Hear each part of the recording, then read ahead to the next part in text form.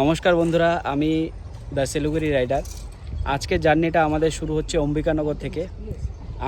আমার সাথে আরও দুজন রয়েছে। এটা হলো বিষ্ণুদা। তো চলো আমাদের জার্নিটা শুরু করা যাক। এই রাস্তা দিয়ে চলে গেলে এনজেপি স্টেশন পড়বে সামনেই।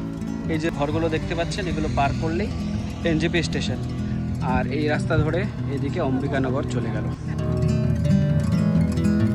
তো একটা জিনিস কখনো কি আপনার মনে হয়েছে, নর্থ বেঙ্গলের এমন অনেক জায়গা আছে যেগুলো রিলস আর ফটোতে অসাধারণ লাগে, বাট রিয়েল লাইফে গিয়ে সেই জায়গায় কি সেম ফিলিং পাওয়া যায়? আজকে আমরা এক্স্যাক্টলি সেটাই জানতে বেরিয়েছি। এই জার্নিটা শুধু একটা নর্মাল হিল রাইড। আজকে আমরা দেখব জায়গাটা সত্যি কি অর্থ, রোড কন্ডিশন কেমন, ফ্যামিলি বা কাপল নিয়ে আসা সেফ কিনা, আর সোশ্যাল মিডিয়াতে যতটা সুন্দর ভিডিওতে আমরা দেখি, রিয়ালিটিতে কি ততটাই সুন্দর। চলুন সবকিছু এই ভিডিওতে দেখব। তো এটা হলো শুকনা মোড়। এখান থেকে আমাদের বাঁদিকের রাস্তাটায় ঢুকতে হবে। বাঁদিকে ঢোকার পর আমরা স্ট্রেট চলে যাব শিমুলবাড়ি রোডের দিকে। আর এই যে রাস্তাটা দেখছেন, এই রাস্তায় কিন্তু জঙ্গল পড়বে, আর জঙ্গলের মাঝখানে একটা আর্মি ক্যাম্প রয়েছে। সেখানে কিন্তু ভিডিও অ্যালাউ নেই, তাই আমি ক্যামেরা বন্ধ রাখছি। আর সেটা পার করেই আমি আবার আপনাদের দেখিয়ে দিচ্ছি।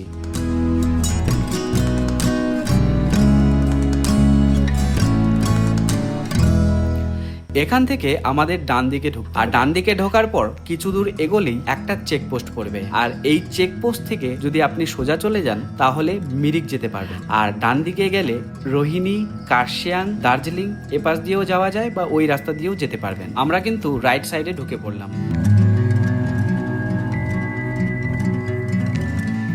তো এখন আমরা রোহিণী রোডের দিকে এগোচ্ছি, আর এখান থেকেই জার্নিটা আরো বিউটিফুল হতে শুরু করবে, কারণ এই জায়গা থেকেই আস্তে আস্তে পাহাড়ের রিয়েল অ্যাটমসফিয়ারটা ফিল হওয়া শুরু হবে।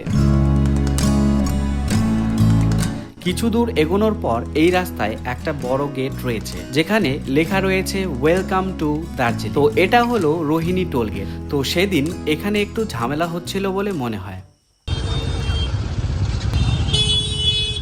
কারণ একজন টোলের ভাড়া দিতে চাইছিল না। তো যাই হোক, ওই সব পাশ কাটিয়ে আমরা আমাদের বাইকের টোল দিলাম। এখানে পার বাইক 10 টাকা করে চার্জ। আমাদের যেহেতু দুটো বাইক ছিল, তাই টোটাল 20 টাকা দিয়ে সেখান থেকে আবার জার্নিটা শুরু করলাম।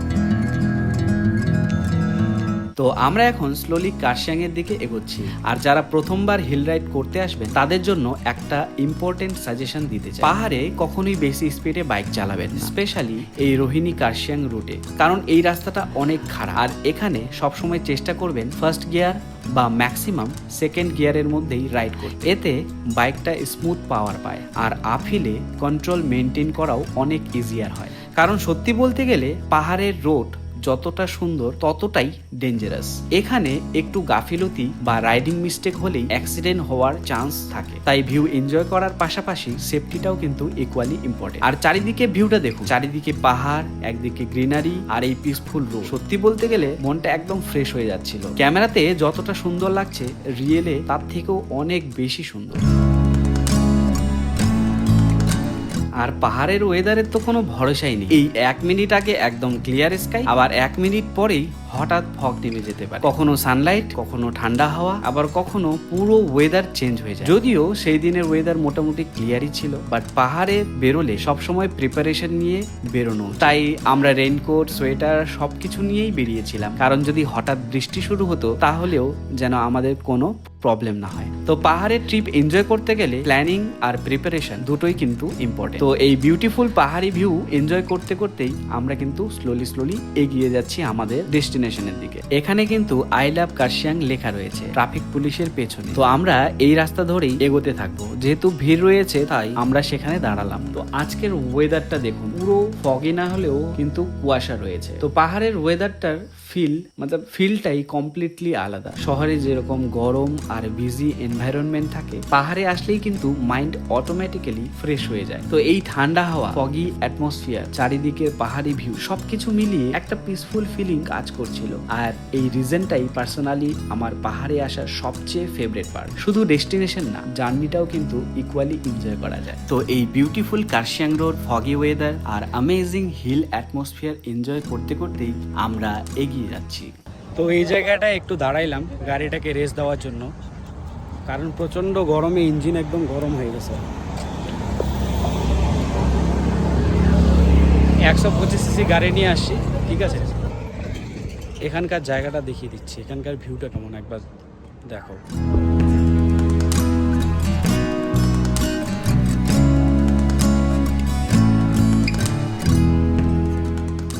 তো এরপর আমরা আবার জার্নি স্টার্ট করলাম, আর ঠিক তখনই মিস্টেকেনলি হেলমেটটা রোডে পড়ে গিয়ে স্ট্র্যাপটা ব্রেক হয়ে যায়। তো যাই হোক, সামহাউ ম্যানেজ করেই ফাইনালি পৌঁছে গেলাম কার্শিয়াং গেটে। মানে অফিসিয়ালি আমরা কিন্তু কার্শিয়াং এর মধ্যে ঢুকে পড়লাম। একটা জিনিস কি জানেন তো, জীবনেও ঠিক এরকমই, যত সামনে এগোবেন তত নতুন নতুন রোড, নতুন এক্সপিরিয়েন্স আর নতুন সিচুয়েশন আসবে। তাই জার্নিটা এনজয় করাটাও কিন্তু ইকুয়ালি ইম্পর্টেন্ট।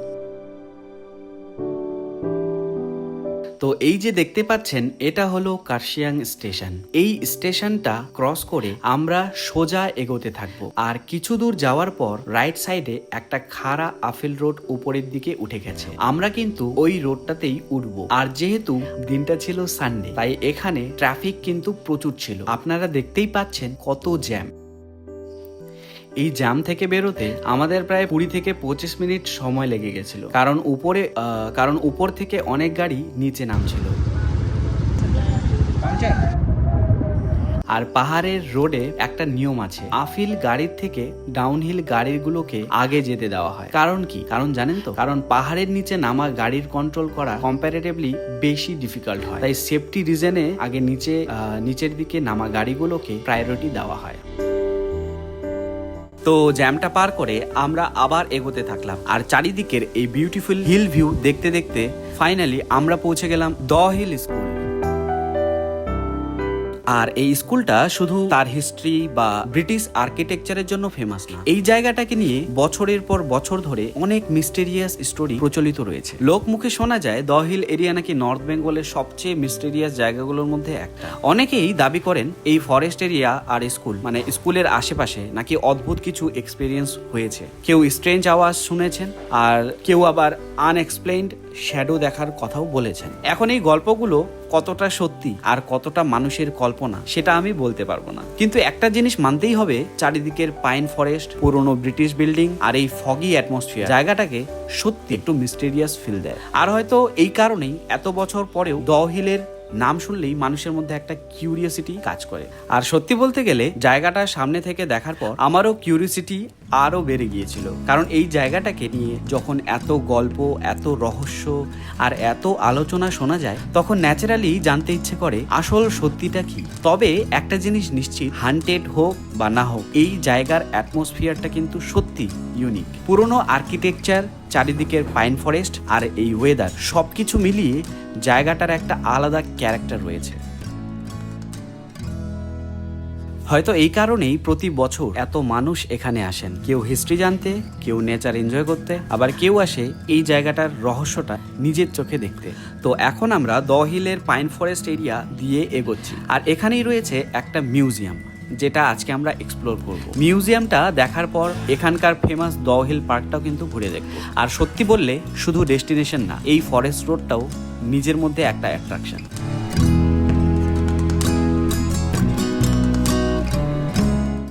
তো আমরা এখন যাচ্ছি হলো মিউজিয়ামে, কারণ আরেকবার আমরা আসছিলাম, তখন আমরা 15 আগস্টে আসছিলাম, তখন বন্ধ ছিল। তো আজকে আমরা যাচ্ছি। এটা যে আছে, এটা হলো কার্শিয়াং দ্য হিলের হলো ডেথ রোড বলে। চারিদিকে উঁচু পাইন ট্রি, শান্ত পরিবেশ আর ঠান্ডা হাওয়া, সবকিছু মিলিয়ে জায়গাটা একদম ডিফারেন্ট ভাইব দেয়। তো মিউজিয়াম আর পার্ক দুটো জায়গায় আসলে ওর্থ ভিজিটিং কিনা, এন্ট্রি ফি কত, ফ্যামিলি বা কাপল নিয়ে আসা যাবে কিনা, তো সেগুলো আজকের এই ভিডিওতে জানার চেষ্টা করব। তো এই রাস্তা দিয়ে এগোতে এগোতে আপনারা presidency university the hill campus দেখতে পাবেন। আর সত্যি বলতে গেলে এত সুন্দর পাহাড়ি এনভায়রনমেন্টের মধ্যে এই ক্যাম্পাসটা দেখে আমারও একটা কথা মনে হচ্ছিল, যদি এই কলেজ লাইফটা এরকম একটা জায়গায় কাটাতে পারতাম, তাহলে হয়তো এক্সপিরিয়েন্সটা একদম অন্যরকম হতো। তো চারিদিকের পাইন ফরেস্ট, ঠান্ডা হাওয়া আর পিসফুল অ্যাটমসফিয়ার, পড়াশোনার জন্য এর থেকে সুন্দর লোকেশন হয়তো আর নেই, কোথাও নেই।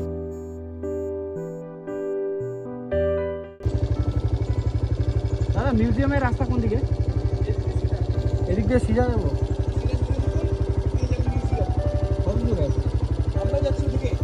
এখানে রাস্তাটা একটু খারাপ দেখতে পেলাম। তো এভাবে এগোতে এগোতে একটা কথা মনে হচ্ছিল, আজকাল সবাই ডেস্টিনেশনের ফটো তোলে, কিন্তু জার্নিটা কতটা সুন্দর ছিল সেটা অনেক সময় আর মনে থাকে না, অথচ পরে গিয়ে দেখবেন ডেস্টিনেশনের থেকেও রোডের কিছু মুহূর্ত বেশি মনে থাকে। তো এই রোড, এই পাইন ট্রি আর এই অ্যাটমসফিয়ার এনজয় করতে করতেই আমরা এগিয়ে চলছি মিউজিয়ামের দিকে। তো ফাইনালি আমরা পৌঁছে গেলাম মিউজিয়ামের সামনে। তবে এখানে পার্কিং এর জন্য নির্দিষ্ট কোনো জায়গা চোখে পড়লো না, তাই একটু সামনে এগিয়ে রোডের সাইডে বাইকটা পার্ক করলাম। আর একটা জিনিস সত্যি বলতে গেলে খুব ভালো লেগেছে, জায়গাটা খুবই পরিষ্কার আর ওয়েল মেনটেন। চারিদিকে অযথা কোনো ভিড় ময়লা কিন্তু চোখে পড়েনি, যেটা পাহাড়ের সৌন্দর্যটাকে আরও বাড়িয়ে দিয়েছে। তো এখন আমরা ঢুকতে চলেছি এই মিউজিয়ামের ভিতরে। আর যতদূর শুনেছি এখানে নর্থ বেঙ্গল আর হিমালয়ান রিজিয়ন এর ওয়াইল্ড লাইফ সম্পর্কিত অনেক ইন্টারেস্টিং কালেকশন সংরক্ষণ করে রাখা হয়েছে। বিভিন্ন প্রাণীর স্পেসিমেন, হিস্টোরিক্যাল কালেকশন আর নেচার রিলেটেড অনেক কিছুই এখানে দেখতে পাওয়া যায়। আরেকটা কথা আগে থেকেই বলে রাখি, মিউজিয়ামের ভিতরে ক্যামেরা ইউজ করার জন্য রেস্ট্রিকশন ছিল, তাই খুব বেশি ফুটেজ নিতে পারিনি। তবে কয়েকটা ক্লিপ সামহাউ রেকর্ড করতে পেরেছি, যেগুলো এখন আপনাদের দেখাবো। আর সত্যি বললে ভিতরে ঢোকার পর কালেকশনগুলো দেখে আমি নিজেও অবাক হয়েছিলাম। এত পুরনো আর রেয়ার জিনিস এত সুন্দরভাবে প্রিজার্ভ করে রাখা হয়েছে, সেটা ভিডিওতে যতটা দেখবেন সামনে থেকে দেখলে তার অনুভূতিটা আরও আলাদা।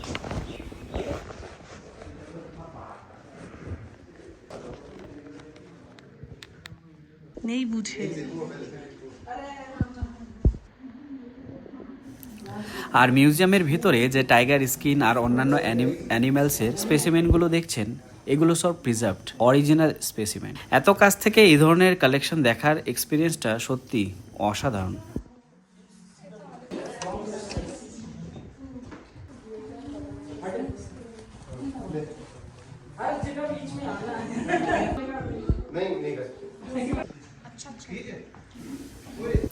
মিউজিয়ামের এই জায়গাটা কিন্তু সবচেয়ে বেশি ইন্টারেস্টিং লেগেছে আমার।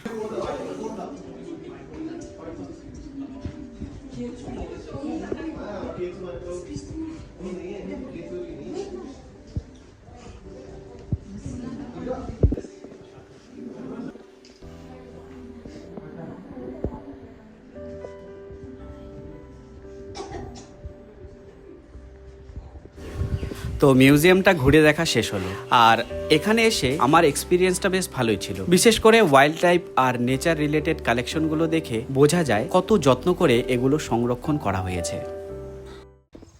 মিউজিয়াম দেখা হয়ে গেল, এবার পার্কের দিকে যাচ্ছি, পার্কটা ঘুরে দেখব।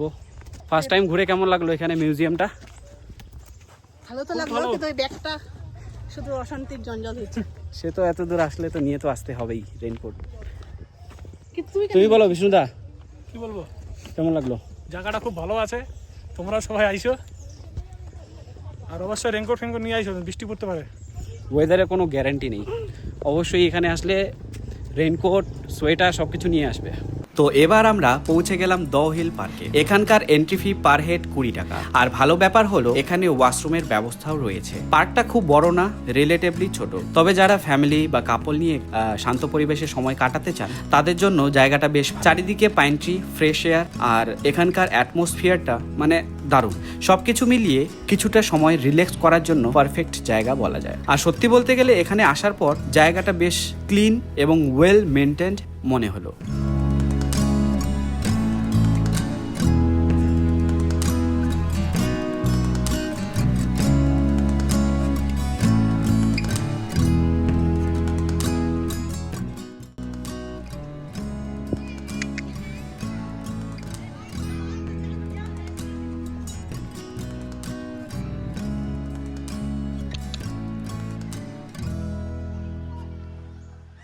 তো পার্কে কিছুক্ষণ সময় কাটানোর পর আমরা চলে যাব দ্য হিল স্কুলের সামনে, কারণ সেখানে কয়েকটা ফুড স্টল রয়েছে যেখানে চা, মোমো এবং বিভিন্ন ধরনের ফাস্টফুড পাওয়া যায়। তাই আমরাও ভাবলাম ফেরার আগে একটু খাওয়া দাওয়া করে নেব।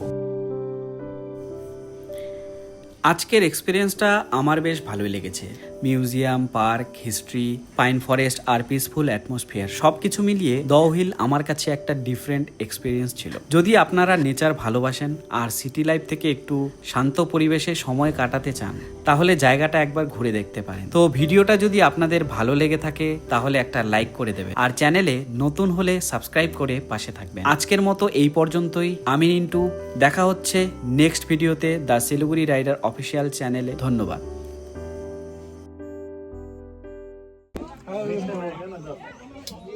আমরা এখন মোমো খাবো, মোমোস না, সরি ওয়াই ওয়াই খাবো, সপি ওয়াই ওয়াই, এক ওয়াই ওয়াই, সপি ওয়াই ওয়াই, সপি ওয়াই ওয়াই। তোমারটা হলো শুকনা ওয়াই ওয়াই। রবি এখন হলো বহু এখন হয়ে গেছে বিয়ে।